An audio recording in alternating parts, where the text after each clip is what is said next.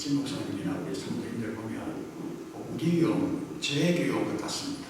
네. 제가 진 목사님도 말씀을 드렸습니다만 제가 학창 시절에 느꼈던 그런 교회 분위기를 안디옥 교회에서 많이 느낍니다. 그래서 너무 반갑고 또 그래서 여러분들을 정말 보면 너무 반갑고 사랑합니다. 토론토에 많은 교회들이 있습니다만 안디옥 교회처럼 이렇게 열심히 보이고 좋은 분위기에서 예배하는 교회를 제가 아직 만나지를 못했습니다. 집이 토론토 쪽에 있는 용고로 매주는 못하지만 제가 때가 되면 가끔 저도 여러분을 함께 일하도록 그렇게 하겠습니다. 제가 며칠 전에 어느 사모님의 간증을 들었습니다.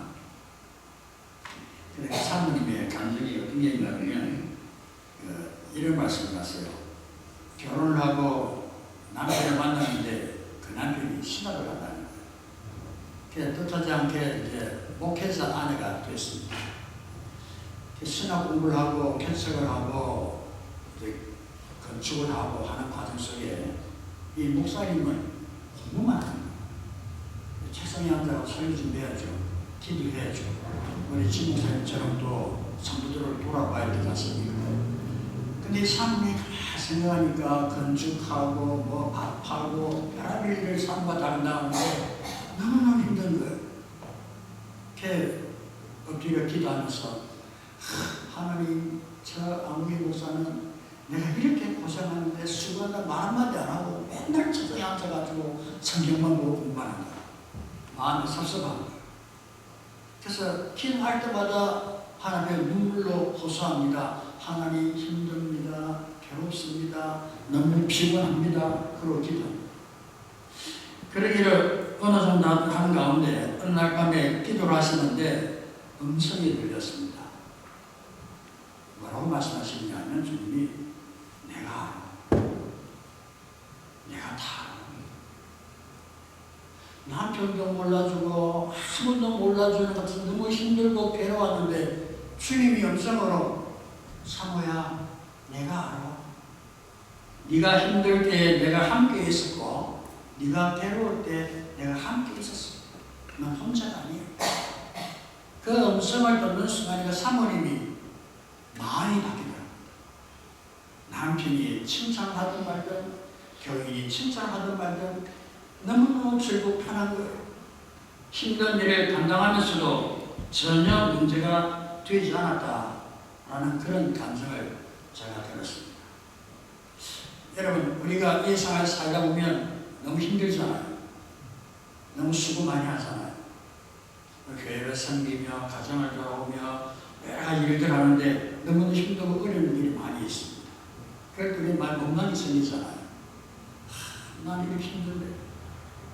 근데 여러분 곁에서 아무도 몰라줄 때 여러분을 아시는 분이 있습니다. 내가 알아. 내가 너의 수고와 너의 힘듦과 너의 모든 것을 내가 알아.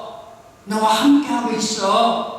하고 내 고생과 수고와 힘들을 알아주는 사람이 있다고 하면 여러분 위로가 되시겠습니까? 안 되시겠습니까? 막 위로가 될 거예요. 저도 설교를 준비하면서 그런 생각을 합니다.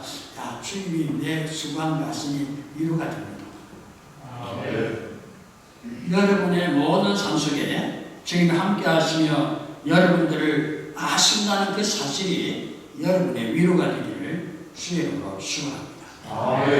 오늘 성경 본문의 말씀이 뭐라고 말씀하십니까? 수고하고 무거운 짐진 자들아 내게로 오라. 여러분과 우리 모두가 이 땅에 수고하고 무거운 짐을 지고 살아가는 것을 주님이 아시고 계신다는 거예요. 내버려두시는 주님이 아닙니다. 우리를 아시는 그 주님께서 여러분에게 수고하고 무거운 짐진 자들아 다 내게로 오라. 내가 너희들을 쉬게 해주시겠다고 하시는 이 음성이 여러분의 심령 속에 들려지기를 간절히 바랍니다. 이처럼 예수님께서 수고하고 무거운 짐진 자들아 다 내게로 오라 이렇게 말씀하실 때 오늘 저는 세 가지를 생각해 보려고 합니다. 첫 번째, 예수님이 말씀하실 때 예수님의 음성을 직접 듣고 있는 무리가 누구죠? 2000년 전에 유대인들이 모여있는 그 자리에 주님이 가셔가지고 수고하고 무거운 짐진 자들아 다 내게로 오라 내가 너희를 쉬게 하리라 그렇게 말씀하시는 유대인들에게. 도대체 유대인들이 지고 있는 죄이 뭘까요? 물론 로마의 압제를 받으니까 사회적으로 전시적으로 고통받고 은덕임을 당합니다. 또 다른 짐이 있어요. 율법의 짐입니다. 유대인들에게 가장 제일 큰 짐이 뭐냐고 물어본다고 하면 아마 율법의 짐일 겁니다. 그 율법의 짐을 들기 위해서 얼마나 많은 노력을 합니까? 탈무드를 보십시오. 얼마나 많은 글들이 있습니다. 어떻게 하든지 그 율법에서 벗어나요. 그래서 유대인은 안식일날 걸어가는 거리가 정해져 있어요. 안식일날 옷이 찢으면 꿰매는 실의 길이가 정해져 있어요. 그 실까지만 가능하고 그 길을 넘었으면 안식일을 범하는 거예요. 그러니까 율법을 지키기 위해서 얼마나 노심초사하는지 모릅니다. 물론 본인도 그랬지만 누구 때문에? 옆에 보는 사람들. 여러분 서기관들과 바리새인들과 이웃들이 다 보고 있습니다. 내가 율법을 범하면 그들이 나를 보고 율법을 범했노라고 지적할 거예요. 자이든 다이든 그들은 율법을 지키기 위해서 수많은 예수로 들어가. 그래서 그들은 율법에 얽매여 살아요. 율법의 짐에 눌려 살아요. 율법의 짐에 눌려있는 이 유대인들에게 주님이 오셔가지고 말씀하십니다. 사랑하는 자들아 내게로 오라. 내가 너희를 쉬게 해주겠다. 네. 여러분 예수님의 이 말씀의 의미가 뭐예요? 내가 율법의 완성이기 때문에 그래요. 예수 그리스도가 율법을 완성하셨고 율법을 이루셨기 때문에 이제는 더 이상 율법에 얽매여서 고난 가운데 짐을 지고 얽매여 살아갈 필요가 없다는 거예요. 진리요 생명인 예수 그리스도 하나님의 아들인 예수 그리스도 앞으로 나오면 내가 너희에게 그 율법의 짐에서 너희들을 해방시켜 주겠어. 쉼을 주겠어. 편안함을 주겠어.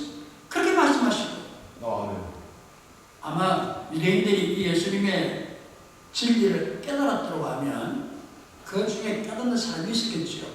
너무너무 좋았을 거예요. 오늘 우리는 편안하게 주일날 교회 나와서 예배하고 함께 찬양하고 기도합니다. 우리는 율법을 지켜야 한다는 그런 의무가 없어요. 우리는 그런 부담을 가질 필요 없습니다. 신앙생활하면서 의식과 외식과 얽매여 살아갈 필요가 없습니다. 왜? 우리에게는 우리의 생명 대신 예수 그리스도 율법을 이루신 예수 그리스도가 계시기 때문에 그렇습니다. 진리이신 예수 그리스도가 우리와 함께 계시기 때문에 우리는 그런 억눌림과 율법에 얽매일 필요가 없습니다. 그래서 이스라엘 민족에게 내게로 오라. 내가 너희를 쉬게 해주리라. 너희의 짐들을 다 드러내 줄 거야. 오늘 여러분 제가 그래서 주 안에서 쉼을 누리는 겁니다. 여러분 주일 오실 때 부담스럽습니까? 힘듭니까? 왜 그렇습니까? 주님은 여러분들의 주님에 나와 쉼을 우리 주시기 원하시는데 왜 우리는 짐을 지고 옵니까? 여러분 짐 필요 없어요.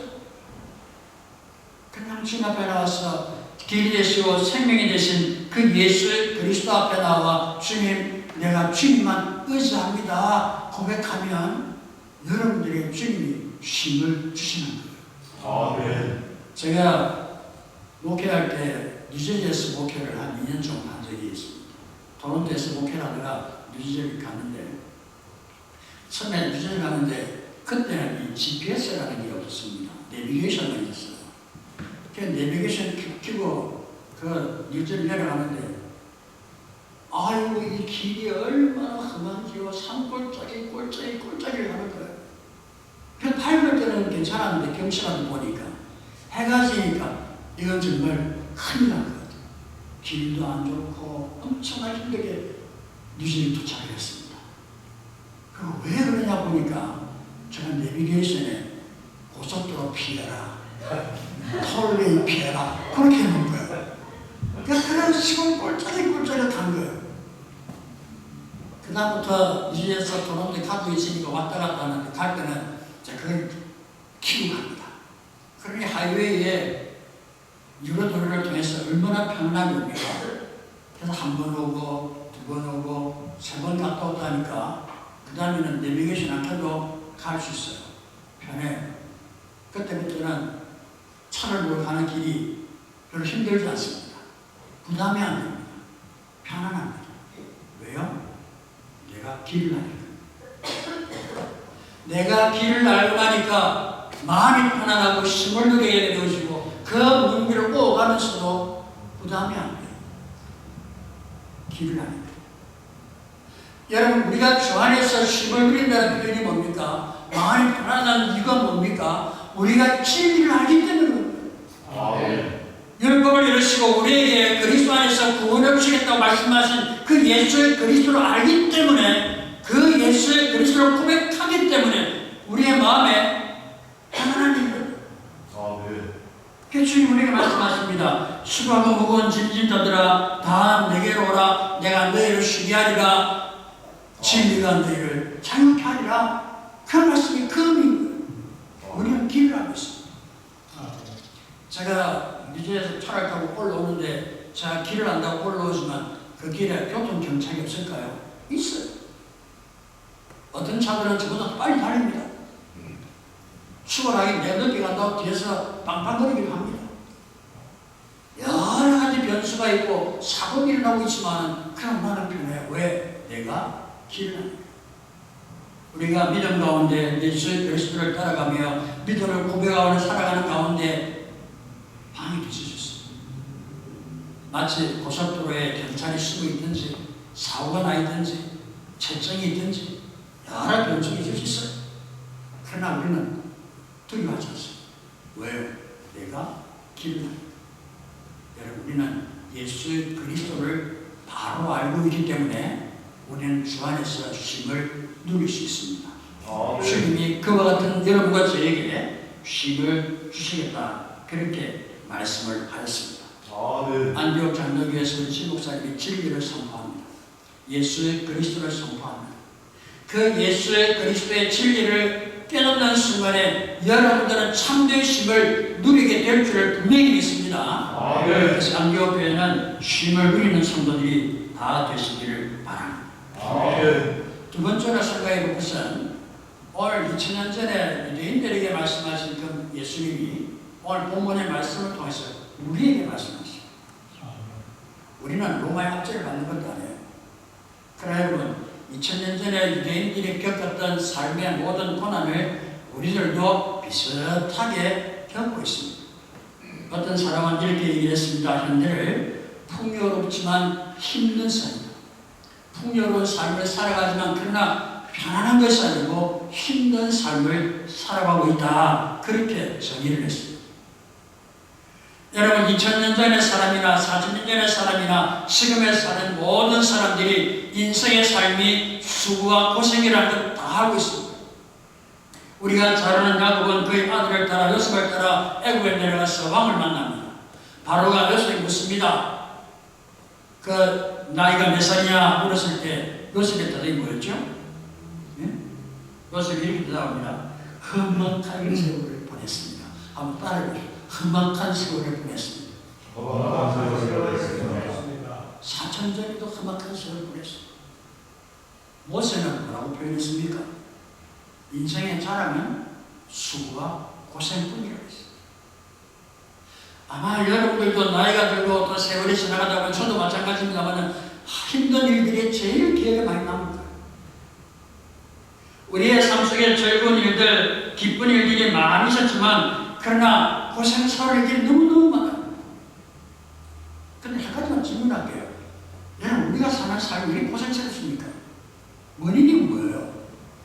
이유가 뭔가요? 여러분들이 잘못 살아서 그런가요? 암이 시간이 막혀서 그런가요? 우리는 성경적으로 해답을 수가 있습니다. 하나님이 에덴 동산에서 아담과 하와를 창조하실 때 어떻게 창조하였습니까? 아담과 하와가 에덴 동산에서 고생하도록 창조했습니까? 아니잖아요. 에덴 동산에서 하나님과 교제하며 참된 행복과 참된 쉼을 누릴 수 있는, 안식을 누릴 수 있는 그와 같은 상황에서 아담과 하와를 만드셨습니다.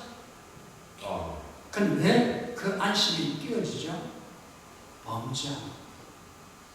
사단의 유혹을 받은 하와가 범죄함으로 말미암아 그들은 에덴에서 쫓겨나게 되어지고 수고에 땀을 흘려야 되고 고생해야 되고 경작해야 되고 여러 가지 어려움을 만나게 됩니다. 원인은 뭐예요? 죄.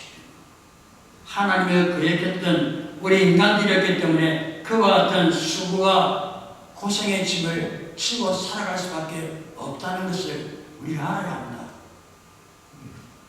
저도 평생을 예수 믿고 살지만 예수 오래 믿은 분들이 그러더라고요. 목사님, 이 사기는 너무 못됐어요. 여러분, 사기 못된 게 아니고 우리가 죄인이기 때문이었습니다. 에덴에서 쫓겨나는 순간부터 우리에게 주어진 짐은 수고와 고생인 거예요. 거부할 수가 없습니다.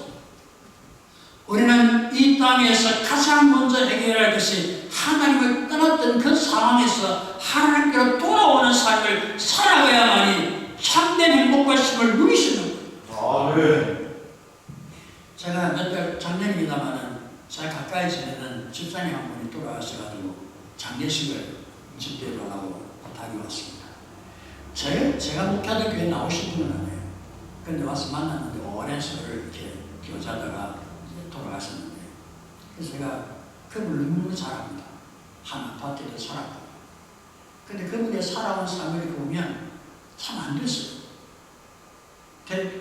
한국에 있는 거창에 있는 그 시골에 망년이로 시골 왔는데 형 큰애들은 다 밖으로 나가고 막내며느리가 시부모를 모시고 사는 거예요.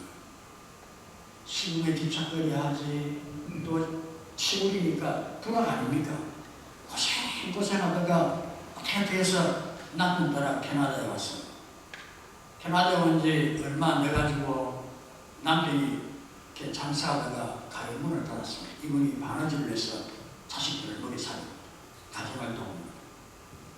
얼마나 고생을 많이 처음에는 목사님 참 고생 많이 했어. 거창에서도 토론토에서도. 근데 그분이 믿음으로 그렇게 고생하면 자들이 안 믿으면 그 사람들이 다 잘 됐어. 이름만 되면 아마 토론토에 얼마나 사람이 있을 거예요. 잘 됐어. 그 장례식에 제가 그 자들한테 그런 얘기 했습니다. 당신들의 어머니가 이렇게 고생했다. 거창에서 고생하고 캐나다까지 와서 고생하고 여러분 머리가 살리느라고 그렇게 고생했는데 그 고생한 너희 당신의 어머니가 얼마나 그래도 행복한 모습으로 마지막을 맞이한 줄 아냐. 그 고생 가운데서 교회를 떠나지 아니하고 믿음 가운데 기도하며 신앙으로부터 살아던 그 모습이 무엇인지 아냐.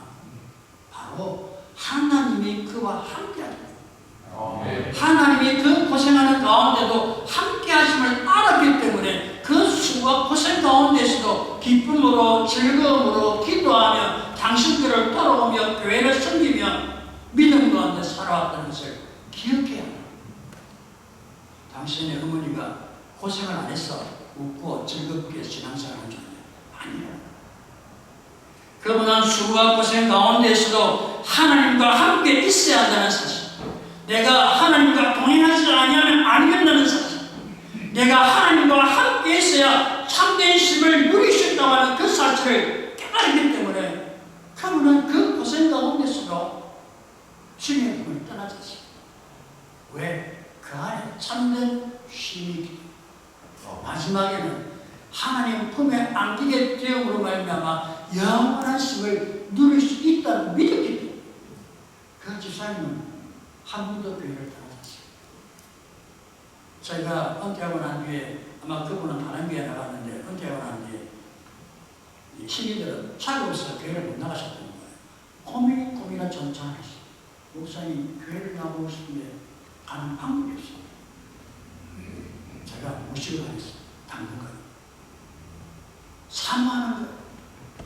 하나님과 동행해야만 된다는 그 사실을 깨달았기 때문에 하나님의 믿음 가운데 자에게 힘을 주시고 하나님의 믿음 가운데 자에게 편안함을 주시고 하나님의 믿음 가운데 있는 자들을 위로하시는 줄 알았기 때문에 그 하나님을 떠나지 못해서 죽는 순간까지 하나님 붙들고 살았던 그 집사님의 모습 속에서 사랑하는 여러분, 하나님 안에 있는 자에게 힘을 주셨다고 오늘 주님이 말씀합니다.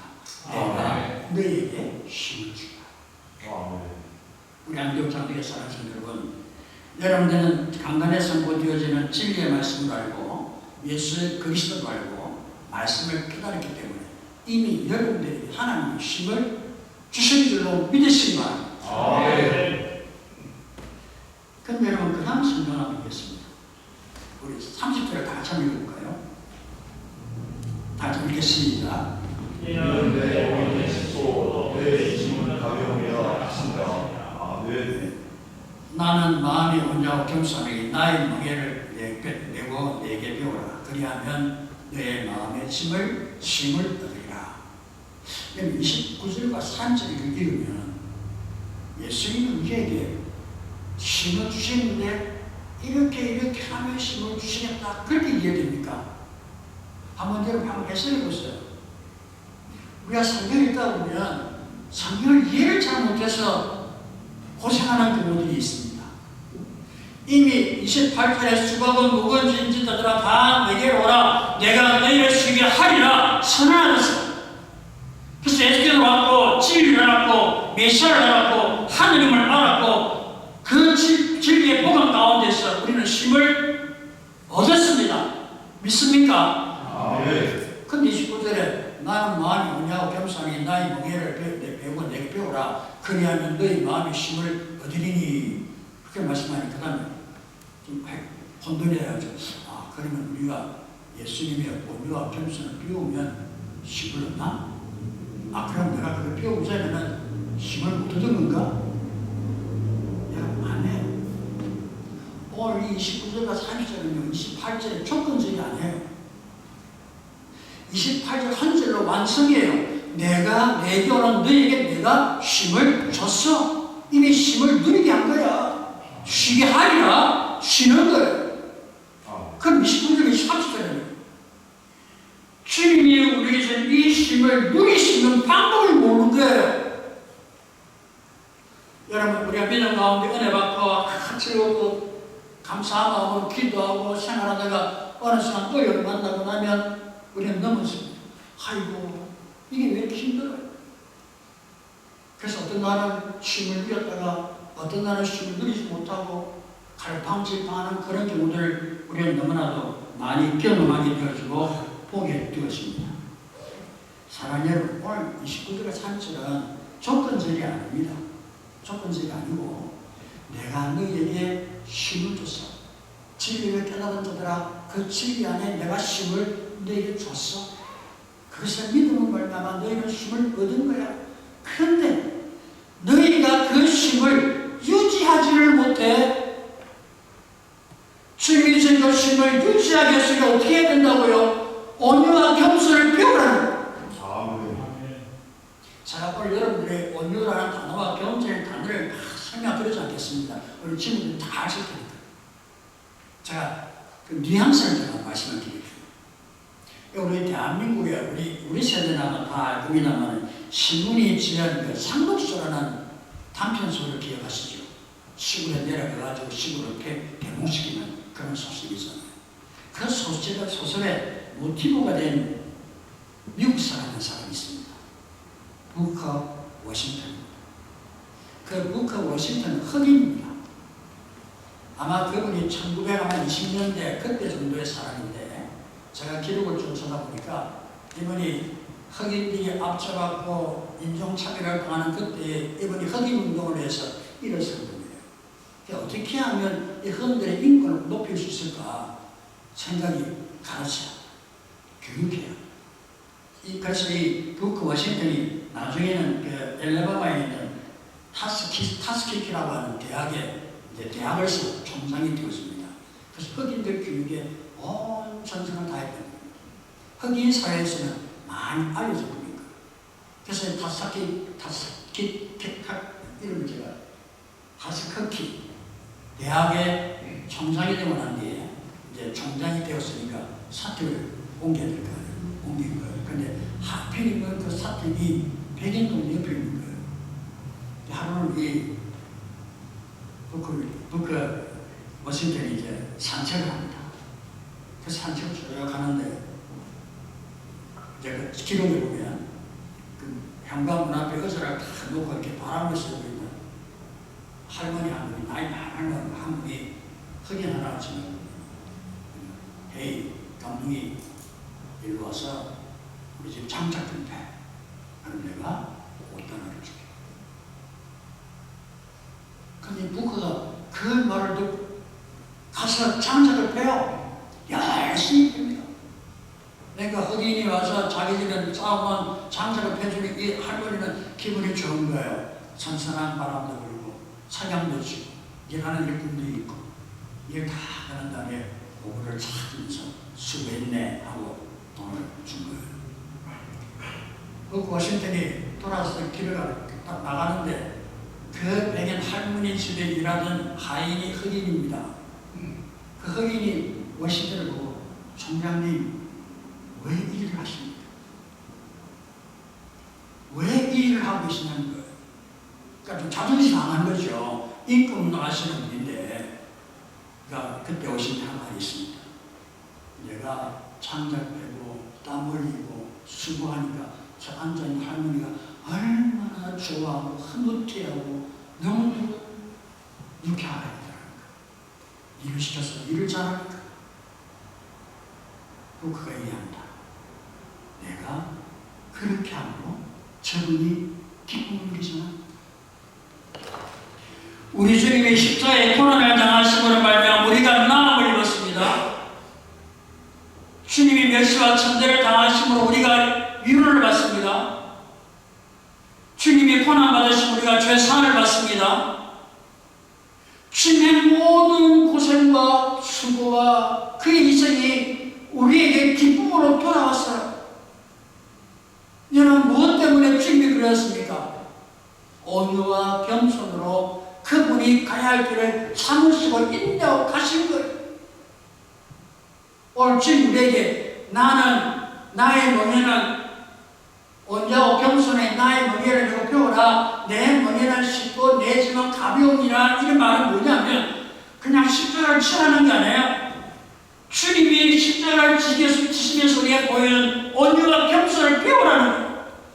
그 온유와 겸손을 배우면 내가 너에게 준 그 쉼을 너희의 삶 속에서 누리게 될 줄을 분명히 믿으시기 바랍니다.